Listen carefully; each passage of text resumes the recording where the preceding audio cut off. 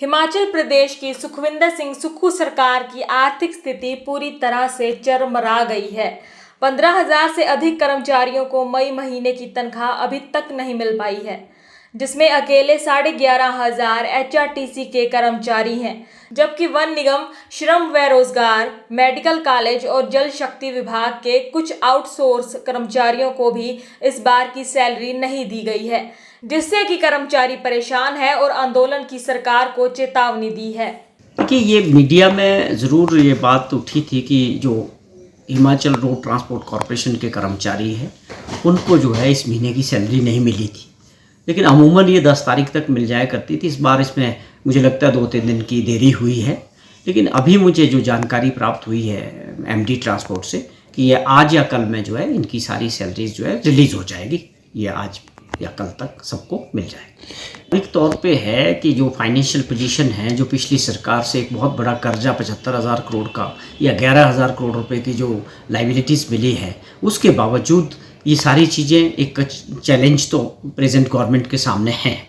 लेकिन भारत सरकार ने भी जिस प्रकार से कर्जा लेने की जो हमारी लिमिट थी पिछले साल, जो 14,500 करोड़ थी, उसमें 5500 रुपये की कटौती करके वो 8500 करोड़ रुपया कर दिया।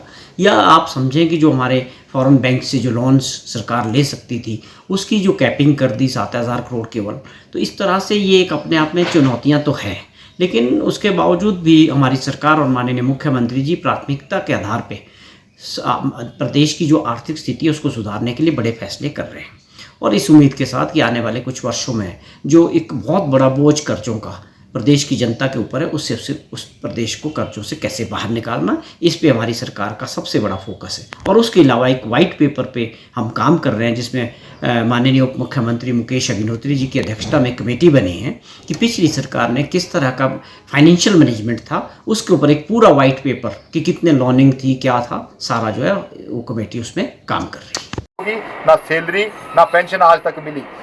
मैं एक और बात सरकार से पूछना भी चाहता हूं कि हमारे जो ड्यूज हैं, दुनिया भर के ड्यूज हमारे को सरकार से लेने को है, जैसे कि 35 महीना का ओवर टाइम नाइट, 2016 का जो पे स्केल मिला उसके एरियर, 3% DA हिमाचल प्रदेश के कर्मचारियों को मिल गया, वो HRTC को आज तक नहीं मिला। 50,000 रुपये एरियर के रूप में एक इस पूरे हिमाचल प्रदेश के कर्मचारियों को मिल गई है, लेकिन HRTC के कर्मचारियों को आज तक नहीं दी गई। मैं पूछना चाहता हूँ, चाहे सरकार बीजेपी की हो चाहे सरकार कांग्रेस की हो, कि ये सौतेला व्यवहार जो है HRTC के साथ क्यों किया जाता है?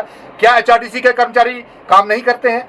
मेरा जो मानना है वो HRTC का कर्मचारी दिन और रात 24 घंटे सेवाएं दे रहा है, लेकिन जब सैलरी ना मिले, सैलरी के लिए ही HRTC के कर्मचारियों को जूझना पड़े, तो अरबों रुपए के हमारे जो और वित्तीय लाभ है वो कब देगी सरकार? मेरी तो समझ से परे है।